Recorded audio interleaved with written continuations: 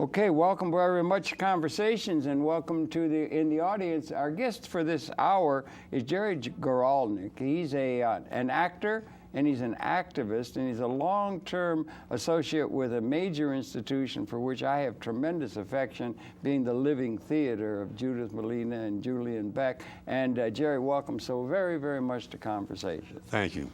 Great business you got down on Clinton Street. We want to get into that. But Jerry, maybe you could share your own personal background. You've been involved with them for a long time, the Living Theater, and you're an actor. Maybe you could share a little of born and raised, educated a little bit, and then we can talk about the human condition. And we both have an interest in the Occupy Wall Street movement or Occupy movement. Mm-hmm. But could you share your own personal background, please? Well, I'm from Central Connecticut. I grew up in East Hartford, which is actually a very big factory town. Yes.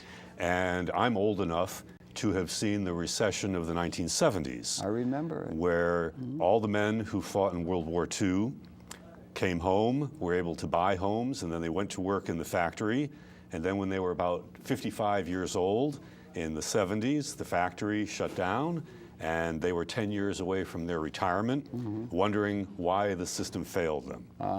And I was in high school at that time, and at that time, I was the only pacifist anarchist that I knew. You were a pacifist in high school? And then... Did that come out of your family background? Was that No. kind of thing going in the family? No, not at all. Okay. Not at all. Okay, yeah, okay. No. And then I went to college in Boston, to Emerson College. Okay. And my professor there, Larry Lunin, had been an actor with the Living Theater. Oh, wonderful. Yeah. And the Living Theater came to college and did a workshop, and I met Julian and Judith then, and actually came to New York for a week and spent some time with them to learn more about what they were doing. And then I came to New York myself in the late 70s and started doing work, studying to be an actor. Had you done the university training in acting or theater or yes. something? You Yeah, did. it was You an went that acting way, program. right? Okay, good. Okay, yeah, okay, yeah. So I was here doing my own kind of work, and then the Living Theater came back to New York. As you recall, Julian was ill, and so they came back to New York. He passed away in '85, Yes. and I started working with Judith at about that time. I see.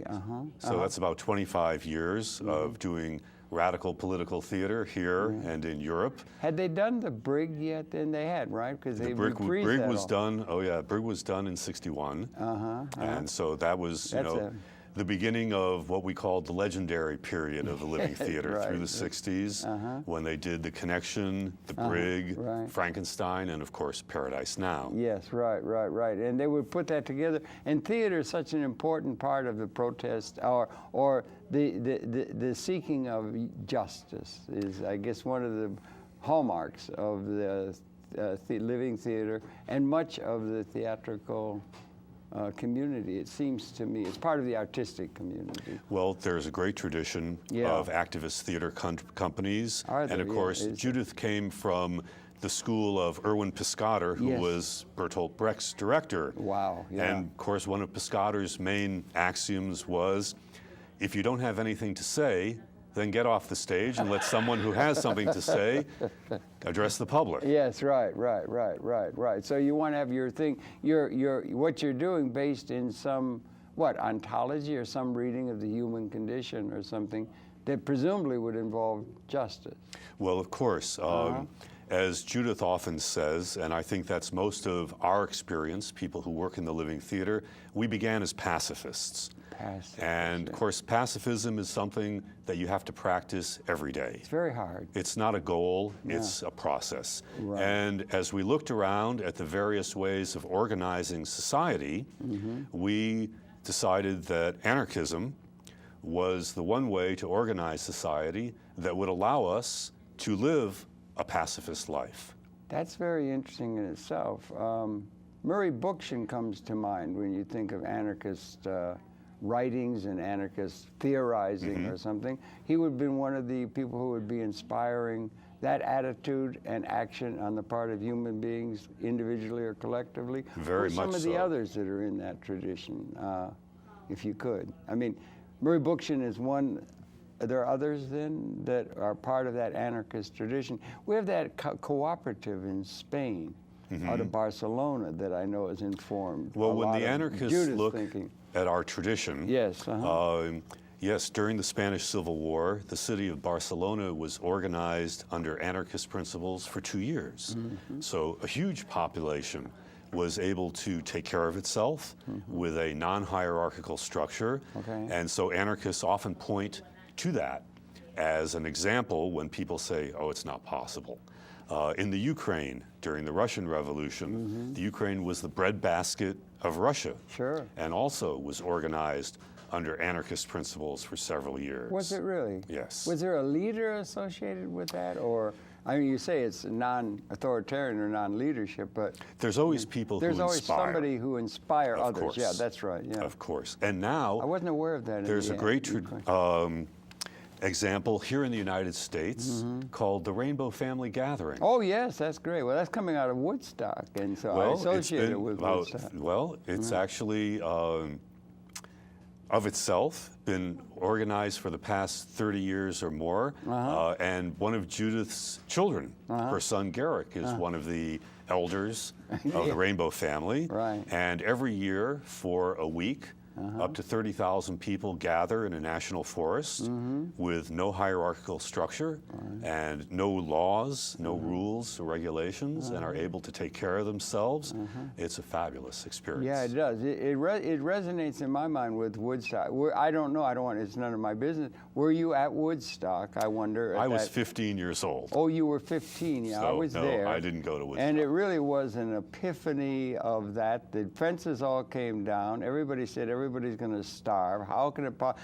Mr. Rockefeller was our governor. It just closed off the throughway and said that it was a disaster area. It was going to be terrible because there was no control, and food manifest. Everything worked. Everything got along. Practically no violence whatsoever, and just endless music and a great big party that was sort of. Wavy gravy, and the things happened. It all happened Well, what you in said a way that was just so about inspiring. The way that it was presented to the public is very interesting because that's echoed now with the Occupy movement. That was exactly the point I was going to make. That yeah. people see from the mainstream media that it's a disaster. The mainstream media really only reports on us to say how many people were arrested. If we go up against the police and there's a confrontation and people go to jail, then that's what's reported on. But all the other work, you really have to do your own research in order to hear about it. Yeah, and Same thing with Woodstock. Woodstock was an amazing experience for the people who were there. They really experienced what was happening, and the rest of the world experienced it through the mainstream media. That's right. But the word got around, and people were there in great numbers, and there was a great deal of protest of the system, as there is at Occupy, in terms of accepting the order that's in place, supposedly that's essential. We've just come through a mess in terms of the economy where Mr. Obama and company and the others saved the capitalist system that had gotten way in over its head with the mortgage, a lot of fraud and everything. And the courts just let them off the hook with a $27 billion slap on the wrist. Nobody going to be in prison. They're still operating in the same old systems that were out of place. And do you understand what I'm saying? Coming so here there's a today, great deal of upset with the fact that they've not come up with a system that's required. They've just gone and reified the outdated institutions in terms of saving things. So there's a great deal of upset among the citizenry that the system in place was not and is not adequate to meet the requirements or the full potential of the human society. And there's a qualitative transformation of the whole order that's called for. And there are many people who don't have that in positions of authority for the systems and institutions are very worried that that's being sensed widely by citizens across the world. Do you think that's something that might be characteristic of the zeitgeist? It is, and the system often uses fear to Always, yeah. keep us in place. In fact, that's one of the reasons that people are very concerned that we'll begin a war with Iran, so that will distract people and keep people believing that the system can solve our problems. Right. But of course, as an anarchist, I don't believe that we should go to the government system for redress. I think that elected officials have done a very good job of showing that they're irrelevant. They're irrelevant. Okay. We do have a system. I'm wondering, because we're talking about people who have, in a certain sense, over the centuries, protested. There's always been the artists, bohemians, they would protest. They were talking about very important human values rather than the political order and the economic order of the moment and everything.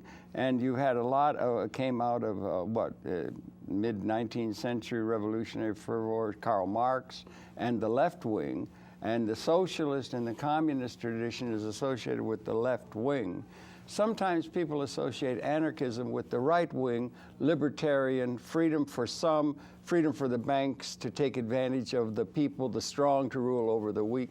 Maybe you could try and sort that out. How does the critique from the left, as it were, Karl Marx, socialism, communism, and anarchism come together? How do they relate one to the other? And who represents the anarchist movement, even though anarchism is, by definition, no leaders? But do you understand what I'm saying? How do those two sentiments of the human society interrelate? And may they link together in a broad, almost like general strike attitude that might be blowing in the wind now, Bobby Dylan would have said? Well, in fact, the Occupy movement has called for a general strike on May 1st. Yes. And it'll be very interesting to see how many people are willing to stop work, stop going to school, stop shopping, and take the streets on May 1st to show the amount of solidarity that there is and the amount of discontent that there is with the system. And if we can turn out people in the street for that one day, I think it'll scare the hell out of them. Okay, but I was asking also about this link-up, or is there a link-up between the anarchist tradition of opposition? It's a proud tradition, usually beaten down or co-opted or something, and so is the socialist or the left wing. How do those two things work it out together? Does the anarchist tradition could end up with something like the Tea Party, who's saying there should be no government interfering, you know, in terms of everybody man for himself kind of thing. Socialism says government's essential to bring services that the capitalists. How do those two, or how does anarchism fit into the revolutionary context with the brothers and sisters of the socialist bent? Well, first of all, there are many different kinds of anarchists. Thank you. Yes. There are capitalist anarchists who believe that the system should have no restraints, no controls whatsoever. They're powerful. Yes. But anarchism, I think, really means that you choose who you're going to associate with. And so my group of people gets together, we have an affinity with each other, we happen to be artists, and so we work in that milieu. But there are agricultural anarchists, people who want to get together and have a sustainable kind of living situation, and they would associate with various other anarchist groups. There was a good deal of that in what they called communes and so forth back, and they still... So many experiments with communes. Right, yeah. and that Mondragon in Spain now, that's going all over the country. That's a co-op. It's a cooperative thing that's coming out of an anarcho tradition of Barcelona, it seems to me. But people have, their idea of anarchism is really formed by, again, the mainstream media. The average person hears the word anarchist and they imagine a person dressed in black throwing a bomb.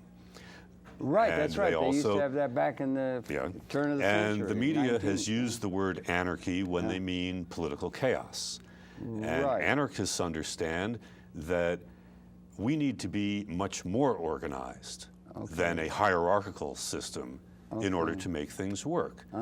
We have to be more informed about the issues. We have to take more responsibility for ourselves and our community in order to be able to function, because we're not saying to the government, oh, you guys take care of it. We, as a people, have to take care of it together, collectively. And the order of things in terms of the material world, where people have the assets, private property, the attitude toward private property is an important one, whether there were some who thought that that was an evil institution in and of itself, by which the inequity goes to those who get a monopoly on the ability to get capital accumulation and build and get profit and so forth. So what is the attitude in the anarcho tradition of private property itself, the idea of private property, private ownership of either resources or institutions, corporate stock, whatever, as opposed to, let's say, a far left person who would want to do away with the institution itself as inherently causing the injustice that's so characteristic of all of history. There's always a few who run everything, everybody else wallowing around in the mud of poverty. Well, the acquisition of private property is driven by fear. I have to take care of myself, I don't trust other people, and so I must accumulate as much as possible. Anarchists, pacifists, our driving force is love for each other. And so sometimes I say there's two kinds of people in the world. Yeah. There are people who believe that people are good, and there are people who believe that people are bad. And the people who believe that people are bad are busy forming nations and raising armies, and the people who believe that people are good are going out and dancing. Well, that certainly was. There was a lot of dancing at Woodstock, and it was of a anarcho order and like that and everything. But that institution of private property is relevant in terms of what happened with the banks and so forth, and the capital base and the capital, the technological infrastructure that links everybody together.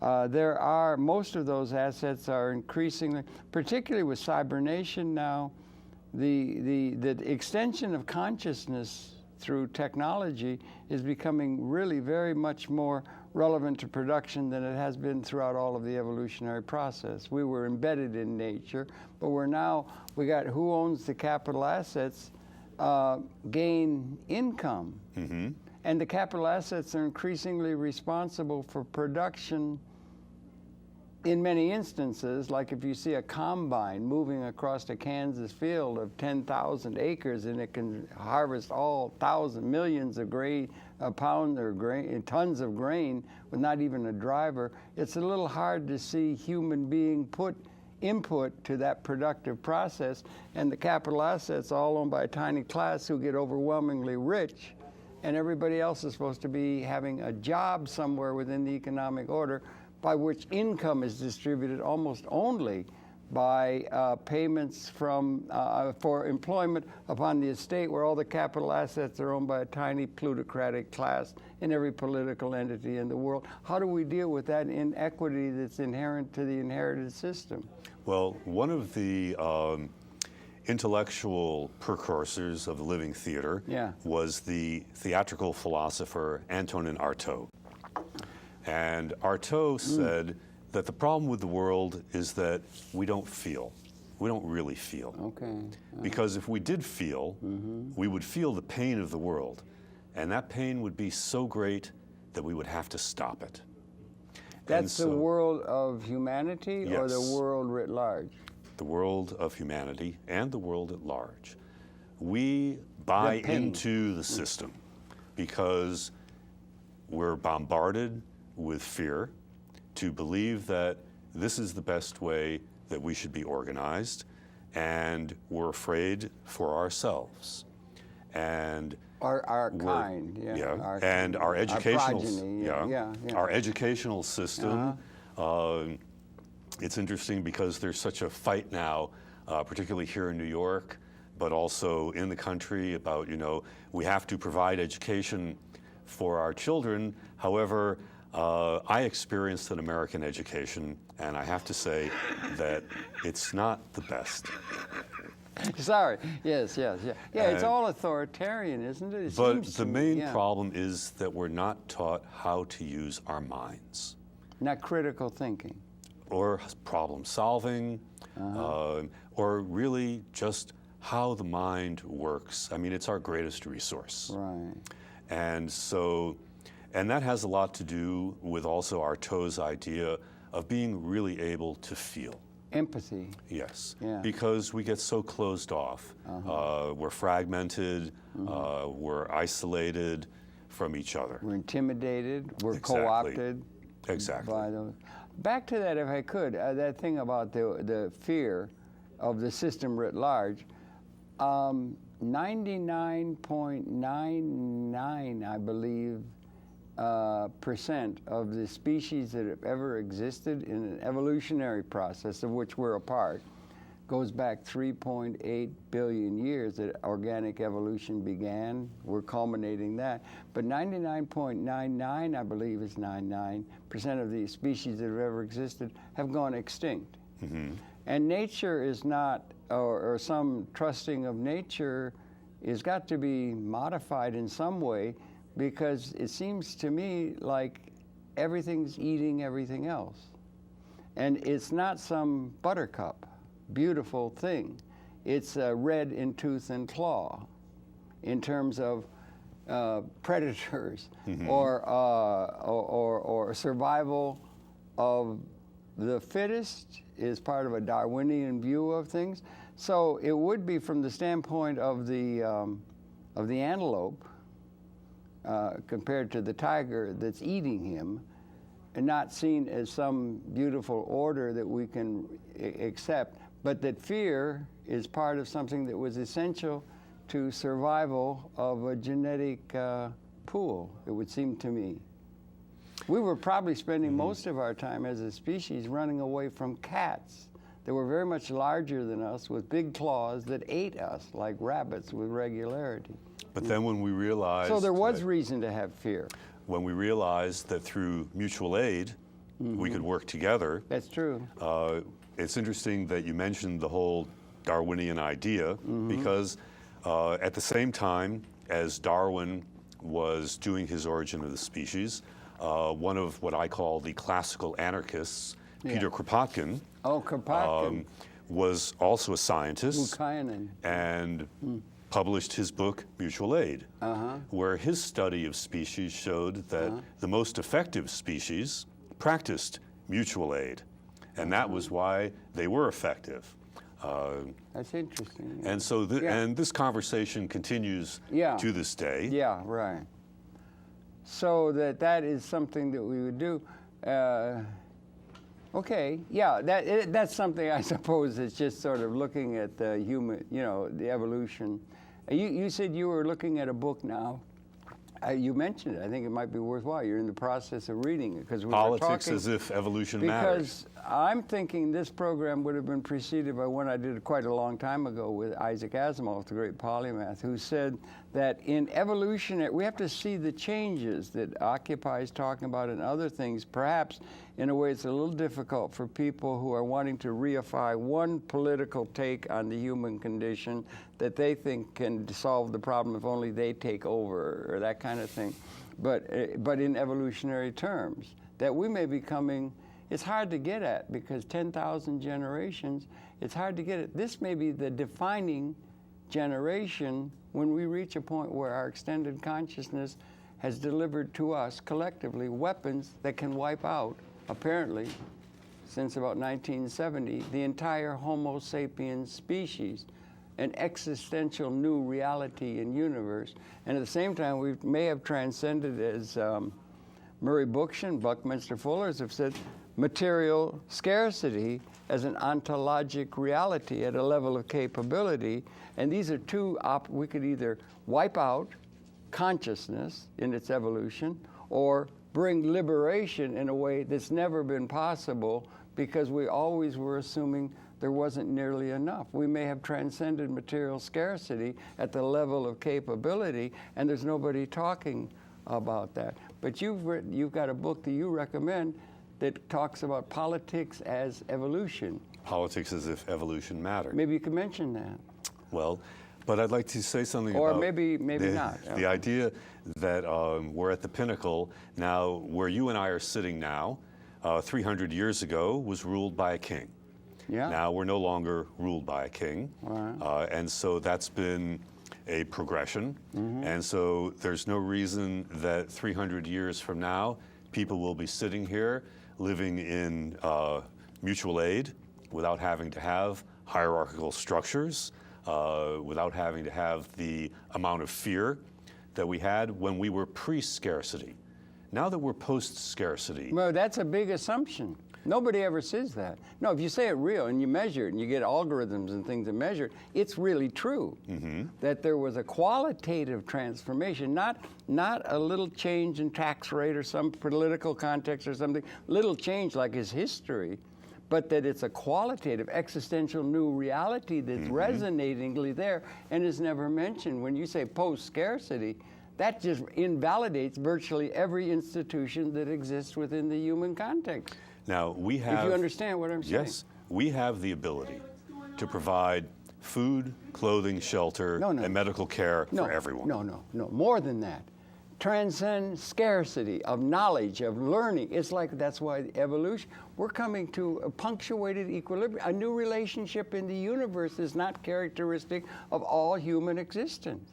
That's what I'm saying. It's coming to a point where we're either going to liberate, like Gaia, like every cell in the human organism matters. You can't have all the injustices built in to an area where it's all built on war and realpolitik and conquering and authority. All those institutions are still characteristic. But you've got a new ontologic reality and nobody mentions it. You can't just say post-scarcity. If you examine that, it's a qualitative game changer in the whole policy of how all your institutions are going to be mentioned, are going to be structured, and nobody ever mentions it. Well, the qualitative change, I mean. Well, I think this is a big point of the Occupy movement. I think so. I think that's what's blowing in the wind. It hasn't maybe found an articulate voice yet, but it's feeling, and you were talking about feeling, they're feeling that the system is so out of sync in every dimension. Every institution is out of date with the liberated order that's now the offing, and there's no way in which you can get to that. We have to get to that. I think that's part of what's motivating the Occupy Wall Street movement. And that's why many of us... And that's very encouraging. Many of us believe that the revolution, when we talk about the revolution is education. Okay. And people have to... Consciousness-raising. Consciousness-raising so that people come to understand that we are living in a post-scarcity world. Thank you. Say it again. Say it 20 times. Say it 100 times. Maybe it will sink in that that is something relevant that should be dealt with by the intellectual community, rather than just assuming and finding who's the bad guy du jour, of trying to make institutions work that they don't have it. Where are the intellectuals that give some, or do we need intellectual? Will it just come out of the people, or, you know? Well, the Occupy movement all started with one man who self-immolated in Tunisia, Mohamed Bouazizi, and then that started the revolution in Tunisia, which spread through the Middle East, and the Arab Spring, which then started the Occupy movement in New York and then spread around the world. You think so that happened with one person making an ultimate sacrifice. Right. Well, and people looking at it and saying, this touches me, and I have to react to it. That's right, at the level of feeling. Yes. Yeah, it's a feeling, right. Right, and that was a person who was saying, look at this world, where we're now living in post-scarcity. Why is it that I cannot provide for my family? I've never heard anybody, of political or even occupier, say, we live in a post-scarcity world. I've never heard those words repeated in the media ever. It's never mentioned. It's as though that's impossible by the structure of the universe. That can never be enough. There's not enough diamonds to fill up. You know, they're so built into the idea of scarcity.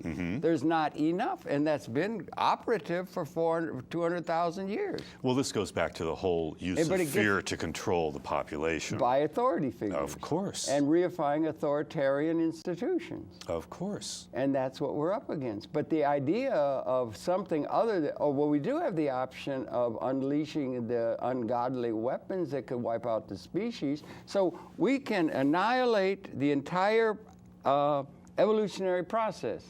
Couldn't do it in the Second World War. We were trying with the Nazi and all that and fighting. But something has changed big, and nobody seems to be finding, they're feeling it and they're reacting to it, but there's nobody voicing it that has any idea other than just reifying the outdated institutions by which we've tried to organize human society, it seems. Well, It's a different context by which you build a society or a philosophical, political idea of how things are going to be organized that is to the future rather than the past. This whole thing about terrorism. Yeah. Now, you and I, we lived through what was called mutually assured annihilation. We still did. It's still there. Or is it? Has it gone away now? Well, Was that a little thing of 1970, and now everything's okay because we beat the Soviet Union? that was so more, now we're safe and we don't have to worry about that. Our good leaders would never do it. It's irrational and all of that. Or is it still real? It was a fear tactic. Is it still real? Is it still real in terms of the weapon systems? Could it be modeled? Could the information be made available to the citizens? The weapon systems, wave weapons,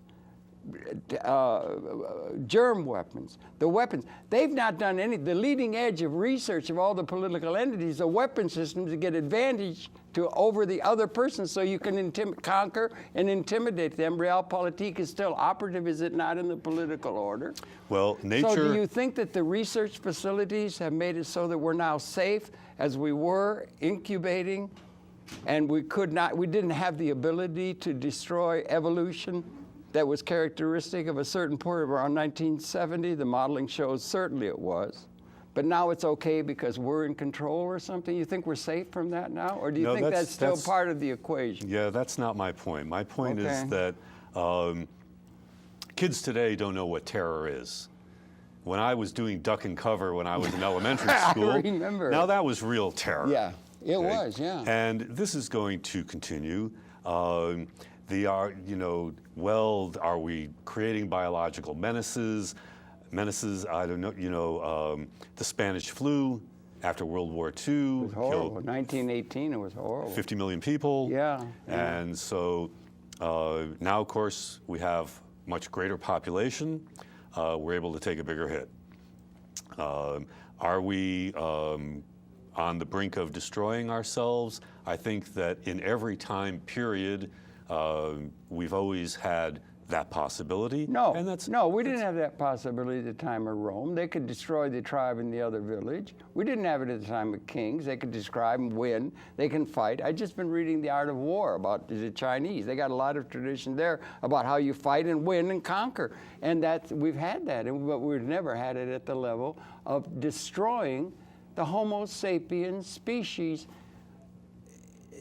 since about 1970. This time. That's a brand new existential reality. I don't think it should be just brushed under the rug and say now that we got good leaders or we got our system, we've won or something, everything's good and we got starred and we got the numbers down and that, the nuclear thing and everything. But that's something, that information, that basic information, the weapons that exist, not inflection points, the weapons that exist on the hair trigger, if they were in a spasm of irrational hatred, bomb Iran. Bombs or something, if they were unleashed, not rational at all, if they were, would it mean the end of our species? I don't think so. You don't think it would? No. Was it ever? Would it ever have meant that? I don't think so because you don't think so? I don't think that our faith should be put in our leaders. I think our faith should be put in nature. And we're talking about the evolutionary process, and I think that as part of nature, we'll survive, and we will continue on.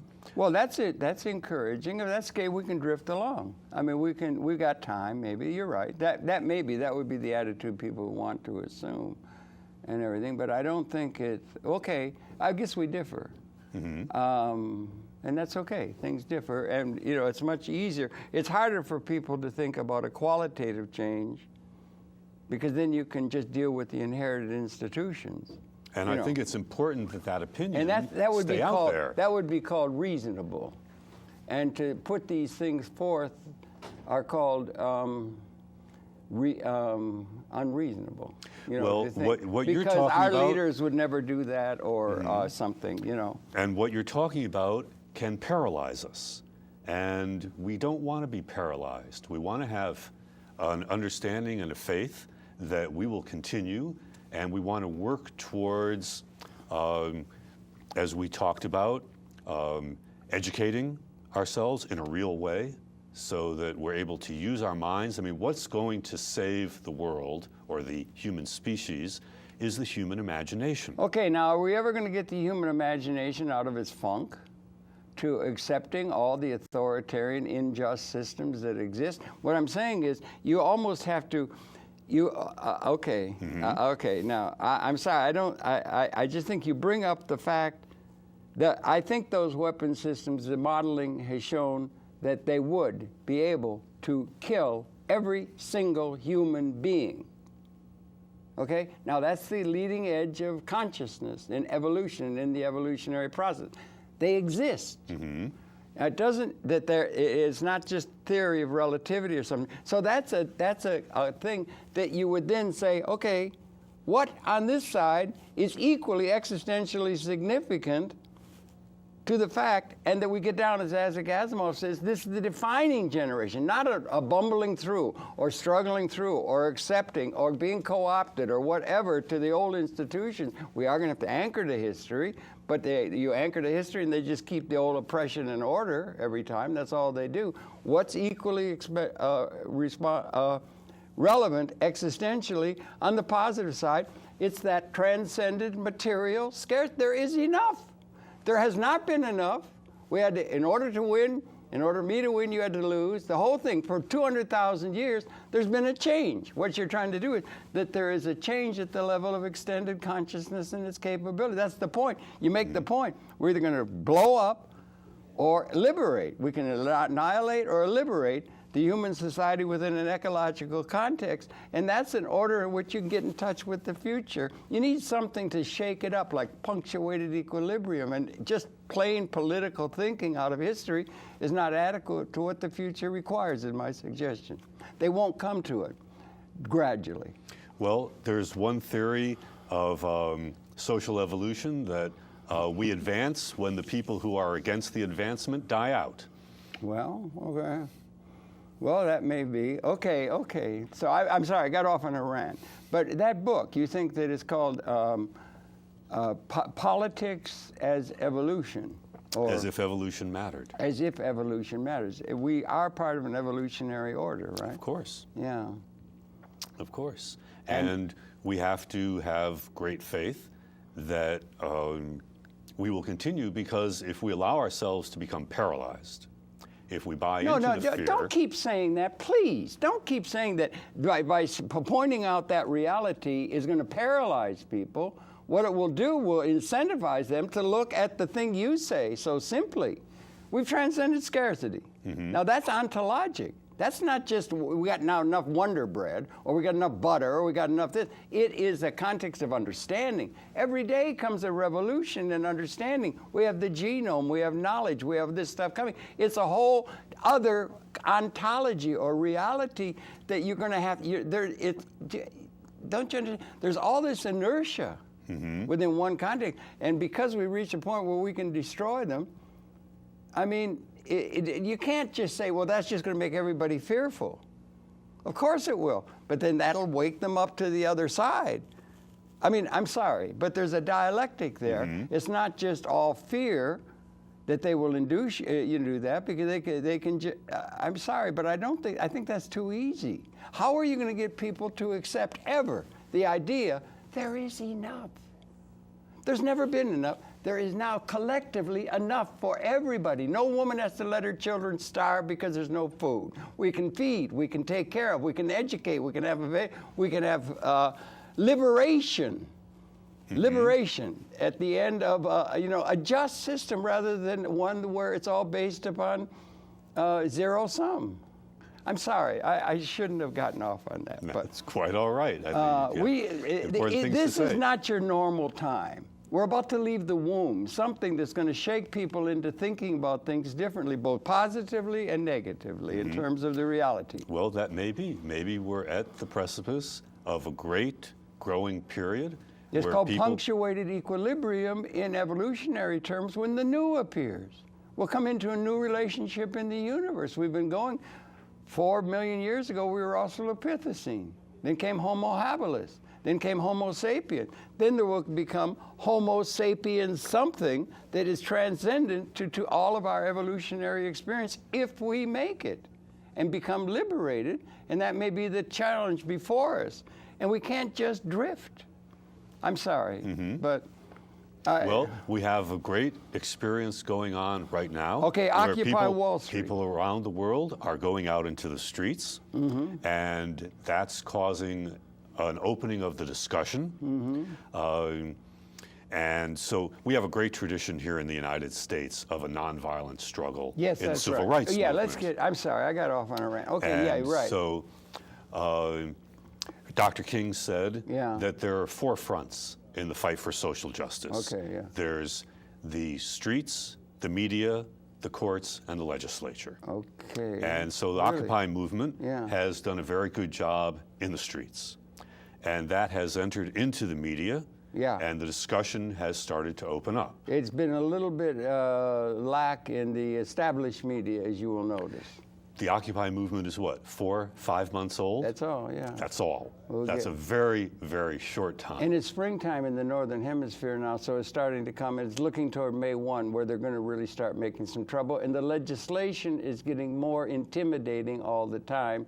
And what's that one bill they just passed where they're going to put more meat into identifying anybody who who demonstrates as a terrorist, put them in prison, throw away the key like some bastard, you know, do you understand what I'm saying? What do you think? They're getting uptight. Well, they're very worrying. Of course, if the 1%, if the power elite, it feels threatened, they're going to do everything they possibly can to protect themselves. And all the institutions that are sycophant to them, which is virtually all our institutions. Right. But my belief is that it's not our job to change the hearts of the oppressors. It's our job to change the hearts of the oppressed. Okay, that's something I would take exception to. I would say that's good, but it's not the real challenge. The real challenge is something that could change the hearts of the oppressed, get a sense of mission, get a sense of direction that is liberating of the masses of the people who've never been liberated but are feeling a sense of that in an ecological order. The ultimate challenge would be something that could be haltingly, perhaps, you'd have to deal with the economic order and everything, understood by, because one of the challenges would be we have to anchor and subsume history. You can't have all the institutions just fall apart. It would be disastrous. You have to anchor to history, but it has to subsume history and establish and subsume history within a larger context of understanding. So you'd have people who represent that order, but they would haltingly be able to have something they can understand and go along with, if only to stave their friggin' hand from that button of disaster releasing of the destructive capability in some bunker-like kind of mentality. So they would have to we'd have to have people who can understand it. So you have to appeal to everybody. That's the ultimate challenge. Well, there's a very interesting pamphlet. Because they get a lot of you can get a lot of energy if you find the enemy and you're the good guy. That's what happens in the dialect. But it's everybody and the ecology. It's an overarching, all-inclusive kind of thing that is the ultimate challenge, I would suggest.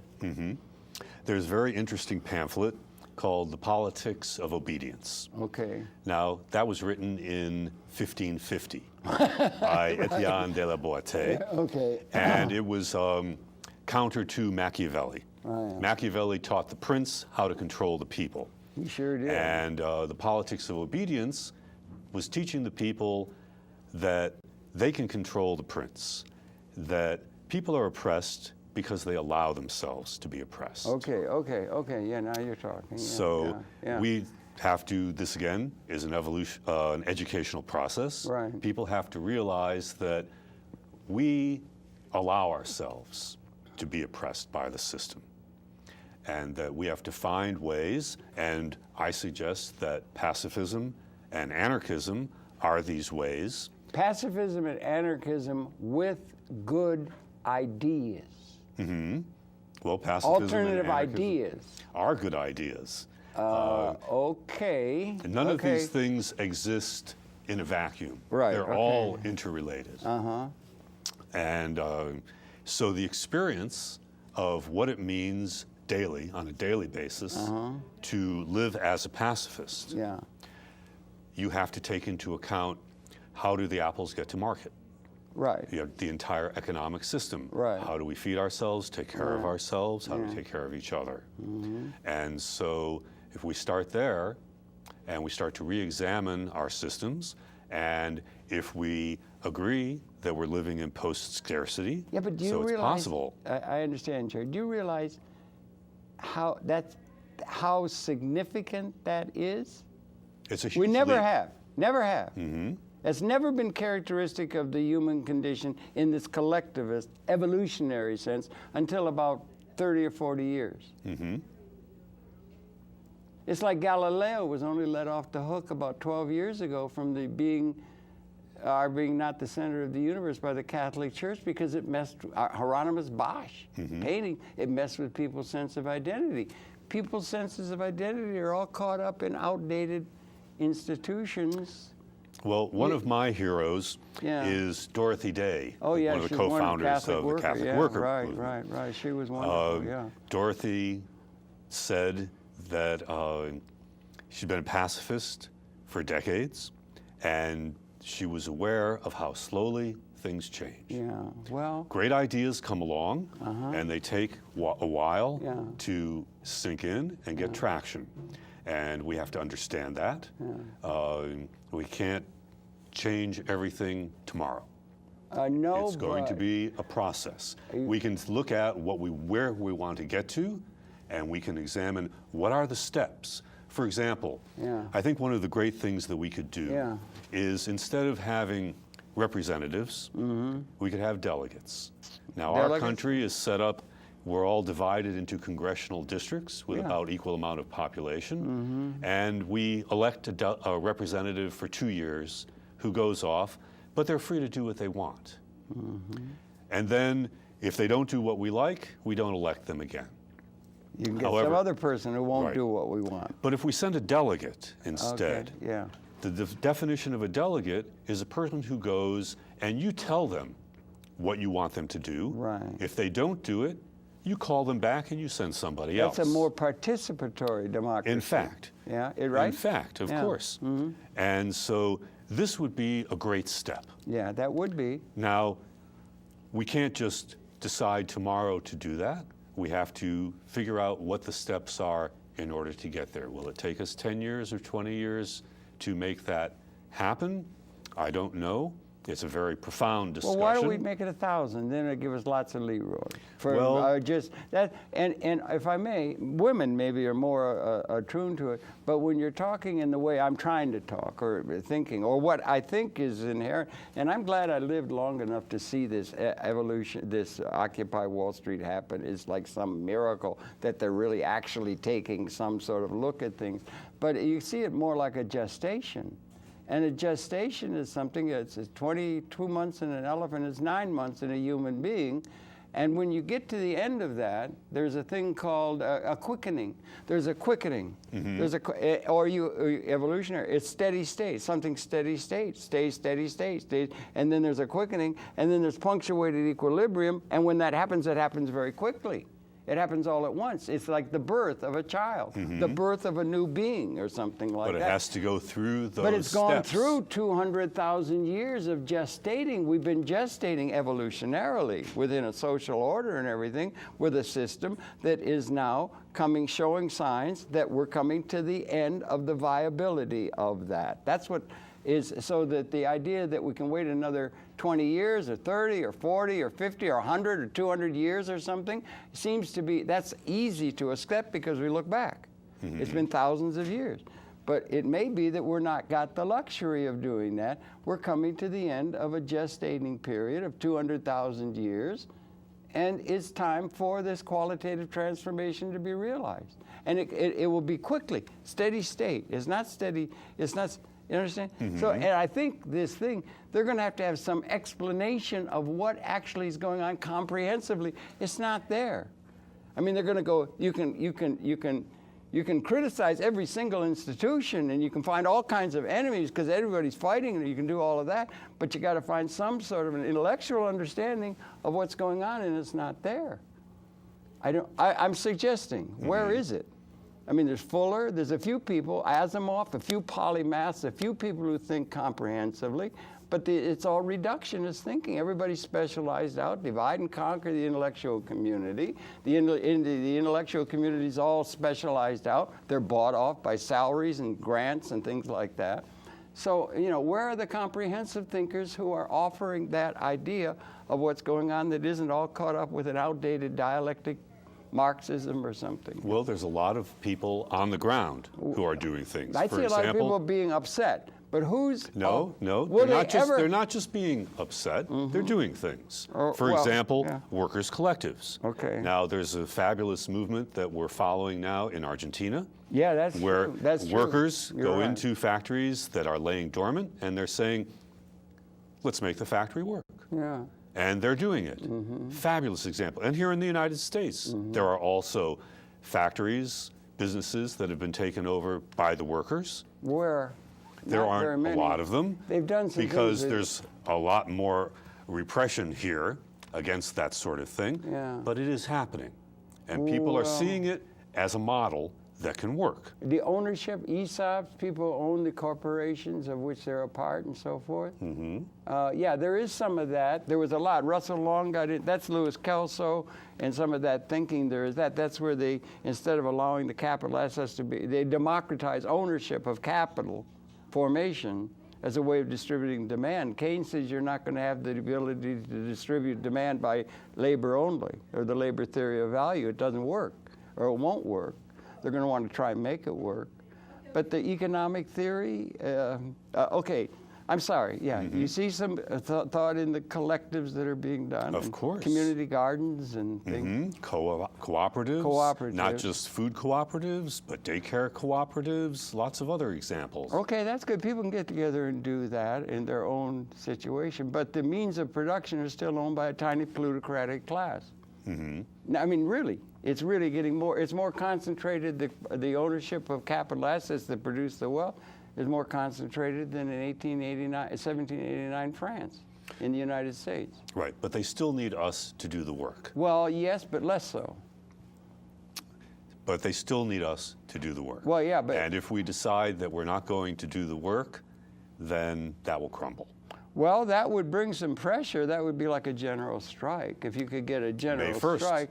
Well, they're heading for that. That's very good. And I think it ought to be encouraged that, that they're heading for that. And we're hoping maybe we could have some of that going here. We're trying to get some support for that because that's a thing. So what's going on? They're getting organized. You're involved with that now. You're becoming involved in the theater with May 1st.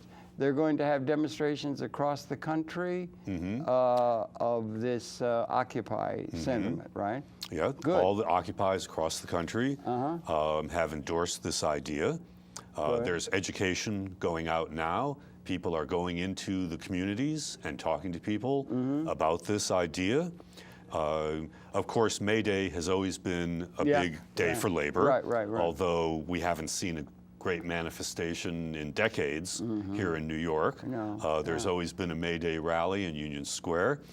But we're looking to see this May Day, maybe people will really take it to heart and say, it's just one day. Well, it's May Day is labor, but it's also the people in general, but not just labor necessarily, but it's tied up with that because that comes out of a Marxist thing. Right. Yeah. Right. And that's, but we have natural general strikes here right, in New York. Right. If it snows too much, the city stops. Even the stock market closes, and it's no big deal. And so if all of us were to take a day off on our own, rather than the government saying this Monday is a national holiday and the banks and the post office are closed, the people are saying on May 1st, this is our day. We're going to stop working, we're not going to shop, we're not going to school, we're going to gather together in our communities and we're going to talk about what are we doing? And communicate, yeah.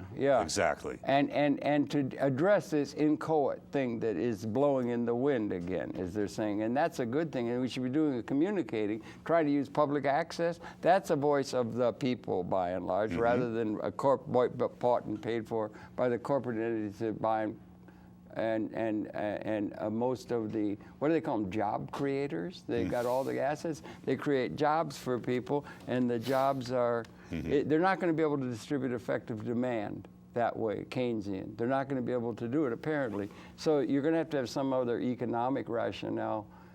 I would think they ought to be democratize ownership of capital assets, the way of distributing demand. Or let's go even further. Let's get rid of the money system entirely. Well, I don't know quite how that would be done. I mean, Ron Paul talks along those lines or something, or Federal Reserve. If we got rid of the money system entirely, yeah, go ahead. Yeah, all of the people that are involved in working in the money system, that's everybody, would be, no, I'm talking about people who are in finance.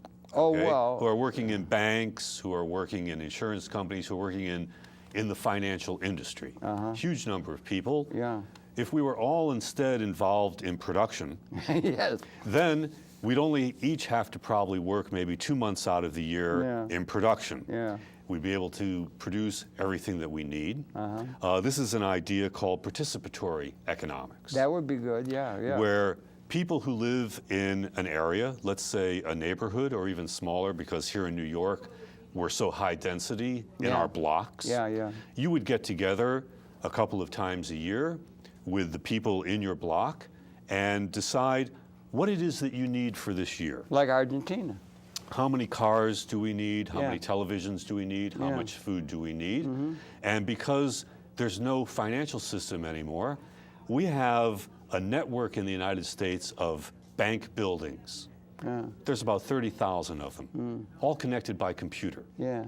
And so we could go in and we could say, neighborhood 1139-AB needs this amount. Yeah. And so we can say, okay, Take an we inventory of know how everything. many TVs we need to produce. So instead of having 10 different companies competing with each other to produce televisions, we can say, we need X amount.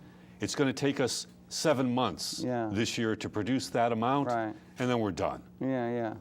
And so we would have an operating manual for Spaceship Earth. Exactly. Bucky Fuller wanted that. He said, we got the means of achieving that.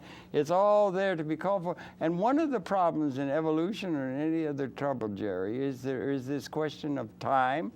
I hear tell that after you get past the pearly gates, there are no deadlines. You know, but anyway, we've run out of time. We could go on talking. I've talked far too much. I'm sorry. But I thank you for coming in. We are absolutely on the same page with I've enjoyed it thoroughly. Support of the Occupy Wall Street thing, which I think is a hope for the world that they will get out and do many of the things you're talking about and get a whole system that will make it possible for us to liberate rather than annihilate the Homo sapiens species and the ecology, which seems to be the order of the challenge of the time in which we live. I think it's very exciting times. It is exciting, and the Chinese warned against that, living in exciting times, because it's very crucial and hairy, as they say. So thank you very much for viewing. It's Jerry Goralnick, actor, activist, a living theater participant, and an intellectual, as you can see, who's in support, as is most of the intellectual community, the Occupy Wall Street. May it thrive. Thank you for viewing. Thank you, Harold. Okay, see you tomorrow.